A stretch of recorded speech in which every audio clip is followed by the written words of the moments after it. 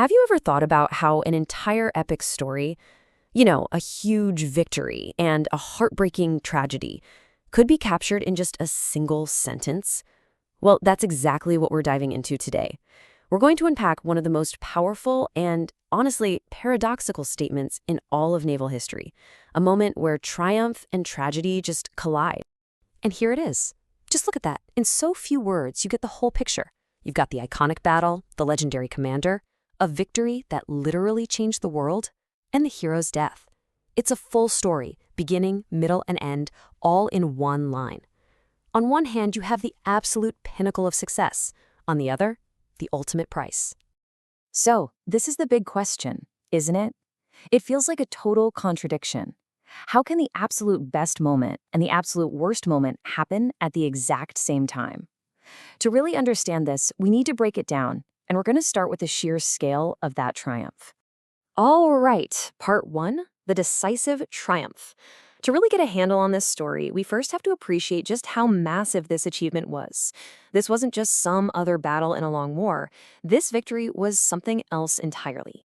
Let's just zoom in on these first few words. Decisive naval victory. I mean, there's no ambiguity there, is there? This is a statement of total, unqualified success. It just screams power, brilliant strategy, and a complete and utter routing of the enemy. But what does that word decisive really, truly mean? Well, check out the weight of that definition, settling an issue. A decisive victory isn't just winning a fight for the day. No, it's winning in a way that ends the argument for good. It shapes the future for years, maybe even decades to come. It is a complete and total game changer. And to put it all in context, you've got to remember where we are in history. It's 1805. We're at the height of the Napoleonic Wars. Napoleon's armies are basically dominating the entire European continent. And for Britain, the threat of invasion is very, very real. The stakes could not have been higher. So the bottom line here is a story of absolute triumph. Nelson and the Royal Navy delivered a victory that secured Britain's naval supremacy for a century and totally crushed Napoleon's ambitions of an invasion. By any measure, an epic success. But, and this is a huge but, that's only half the story. And now we turn to the other side of this coin, the ultimate sacrifice. Because for all of that national glory, there was an immense personal tragedy unfolding at the exact same time. The whole tone of our story is about to shift dramatically. 3 simple words. And man, they completely change the meaning of everything that came before. Dies in the process. It's so blunt, so final. It attaches this unavoidable and profound cost directly to the very victory we were just celebrating. And here you can see the cruel irony of the timeline. Nelson was hit by a French marksman right at the height of the battle, and he lived just long enough to hear that his incredibly daring plan had worked, that a great victory was secured. The moment of his greatest triumph was literally the moment of his death. So, we're left with this powerful idea. That decisive victory we just talked about came at the highest possible price. It's a national celebration and a personal tragedy, all wrapped up into one.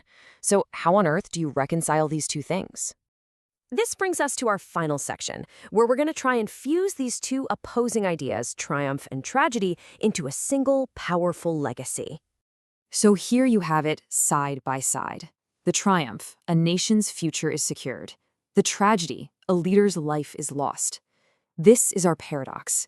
But what if these two things aren't in conflict at all? What if one actually creates the other? Think about the classical meaning of the word triumph. A Roman triumph wasn't just a big party. It was this grand, formal ritual that acknowledged an immense achievement, and one that was often born from incredible struggle and sacrifice. So maybe a true, lasting triumph actually requires a true cost.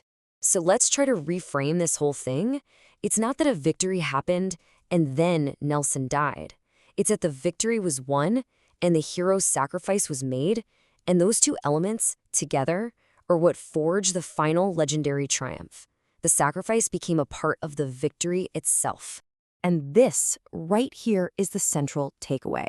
Nelson's death doesn't diminish the victory at Trafalgar in a really powerful way. It elevates it. It transforms a strategic military win into an immortal story of national heroism. The triumph isn't legendary despite the tragedy. It's legendary because of it. And this leaves us with a final, much larger question to chew on. Nelson's story is, of course, an extreme example, but it really forces us to think about the relationship between achievement and cost in our own lives. It asks us to consider what makes a great sacrifice meaningful and what makes a victory truly, lastingly triumphant.